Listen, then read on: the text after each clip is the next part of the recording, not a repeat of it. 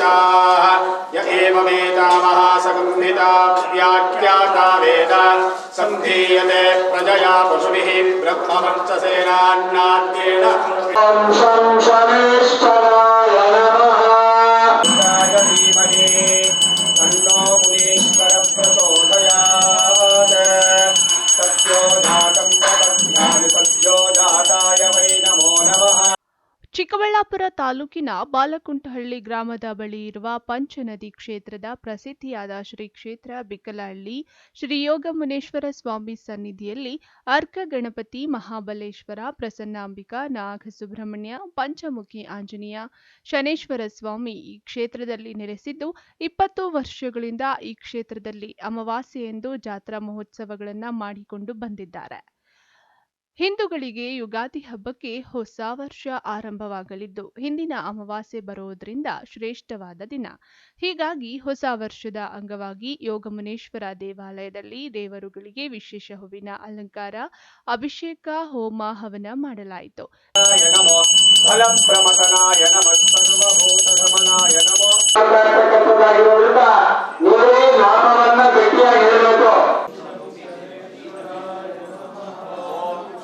शनेश्वराय नमः फलं प्रमतनाय नमः सर्वभूतधमनाय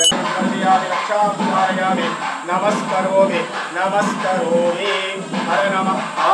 ದೇವಾಲಯದ ಅಧ್ಯಕ್ಷರು ಮತ್ತು ಪ್ರಧಾನ ದತ್ತಿ ಬಿಕೆ ಮಂಜುನಾಥ ಸ್ವಾಮಿಗಳು ಮಾತನಾಡಿ, ಈ ಕ್ಷೇತ್ರದಲ್ಲಿ ಧಾರ್ಮಿಕ ಕಾರ್ಯಕ್ರಮಗಳನ್ನು ಮಾಡಿಕೊಂಡು ಬಂದಿದ್ದು ದೇವರ ಪವಾಡಗಳಿಂದಲೇ ಭಕ್ತರ ಕಷ್ಟಾರ್ಥಗಳಿಗೆ ದಾರಿ ತೋರಿಸಿದ್ದಾರೆ.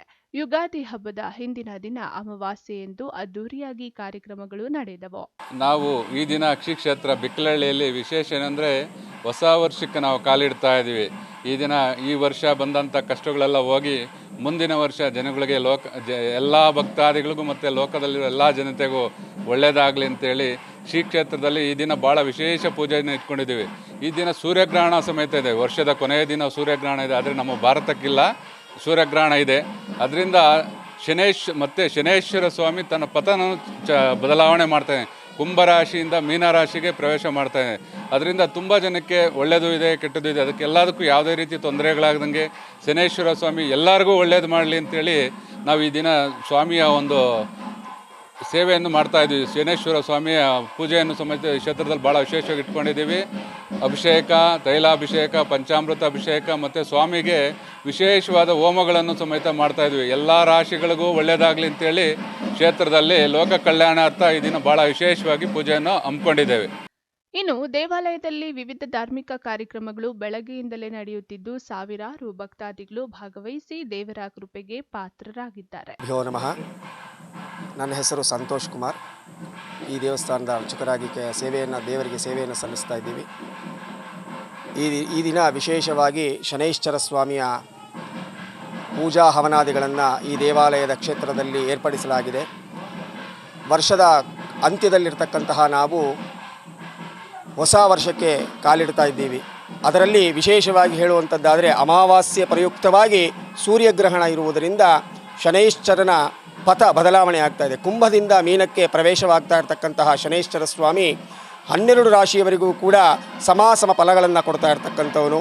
ಮೇಷ, ವೃಷಭ, ಮಿಥುನ, ಕಟಕ, ಸಿಂಹ, ಕನ್ಯಾ, ತುಲಾ, ವೃಶ್ಚಿಕ, ಧನಸ್ಸು, ಮಕರ, ಕುಂಭ, ಮೀನಾದಿಗಳಿದೆ ರಾಶಿಗಳಿಗೆ ಸಮಫಲಗಳನ್ನು ಕೊಡ್ತಾ ಇರ್ತಕ್ಕಂಥವನು. ಅಶುಭ ಫಲಗಳನ್ನು ಕೊಡ್ತಾ ಇರ್ತಕ್ಕಂತಹ ಶನೈಶ್ಚರ ಅವರೆಲ್ಲರಿಗೂ ಕೂಡ ಭಕ್ತಾದಿಗಳೆಲ್ಲರಿಗೂ ಕೂಡ ಶುಭ ಫಲಗಳನ್ನು ಕೊಡಲಿ, ಏಕಾದಶ ಸ್ಥಾನವನ್ನು ಕೊಡಲಿ ಅಂಥೇಳಿ ಸರ್ವಶಾಂತಿಯನ್ನು ಮಾಡಿರ್ತಕ್ಕಂಥದ್ದು. ನಿನ್ನೆ ಸಾಯಂಕಾಲ ಕಲಶ ಸ್ಥಾಪನೆ, ಮಂಡಲಾರ್ಚನೆ ಮತ್ತು 21,000 ಸಂಖ್ಯೆಯಲ್ಲಿ ಜಪವನ್ನು ಮಾಡಿರ್ತಕ್ಕಂಥದ್ದು ಮತ್ತು ಈ ದಿನ ಬೆಳಗ್ಗೆ ಸ್ವಾಮಿಗೆ ಪಂಚಾಮೃತ ಅಭಿಷೇಕ ಹಾಗೂ ತೈಲಾಭಿಷೇಕಗಳನ್ನು ಮಾಡಿರ್ತಕ್ಕಂಥದ್ದು. ವಿಶೇಷವಾಗಿ ಶನೈಶ್ಚರ ಮಂಡಲ ಅರ್ಚನೆಯನ್ನು ಮಾಡಿರ್ತಕ್ಕಂಥದ್ದು. ಈಗ ಶನೈಶ್ಚರ ಸ್ವಾಮಿಗೆ ವಿಶೇಷವಾಗಿ ತಿಲ ಮತ್ತು ಗುಡದಿಂದ ಮಿಶ್ರಿತವಾಗಿರ್ತಕ್ಕಂತಹ ಮತ್ತು ಮುದ್ಗಾನ್ನ ಮತ್ತು ಶಮೀಪತ್ರೆಯಿಂದ ಸ್ವಾಮಿಗೆ ಹೋಮವನ್ನು ಮಾಡ್ತಾ ಇರ್ತಕ್ಕಂಥದ್ದು. ಇದೆಲ್ಲವೂ ಕೂಡ ಸವಿಸ್ತಾರವಾಗಿ ಹೇಳಬೇಕು ಅಂತಂದರೆ ಶನೈಶ್ಚರ ಶಾಂತಿ ಅಂತ ಹೇಳಿ ಕರೀತಾರೆ. ಹಾಗಾಗಿ ಸರ್ವ ಭಕ್ತರೆಲ್ಲರಿಗೂ ಕೂಡ ಆ ಸ್ವಾಮಿಯ ಕೃಪೆ ಯಾವಾಗಲೂ ಇರಲಿ ಮತ್ತು ಸಂತೋಷದಿಂದ ಜೀವನವನ್ನು ಮಾಡಲಿ ಅಂತ ಹೇಳಿ ಉದ್ದೇಶದಿಂದ ಗುರುಗಳು ಈ ಕ್ಷೇತ್ರದಲ್ಲಿ ವಿಶೇಷವಾಗಿ ಶನೈಶ್ಚರ ಶಾಂತಿಯನ್ನು ಮಾಡ್ತಾ ಇರ್ತಕ್ಕಂಥದ್ದು. ಕ್ಯಾಮರಾಮನ್ ಪ್ರವೀಣ್ ಜೊತೆ ಕಳವಾರ ಅರುಣ್, MMTV ನ್ಯೂಸ್, ಚಿಕ್ಕಬಳ್ಳಾಪುರ.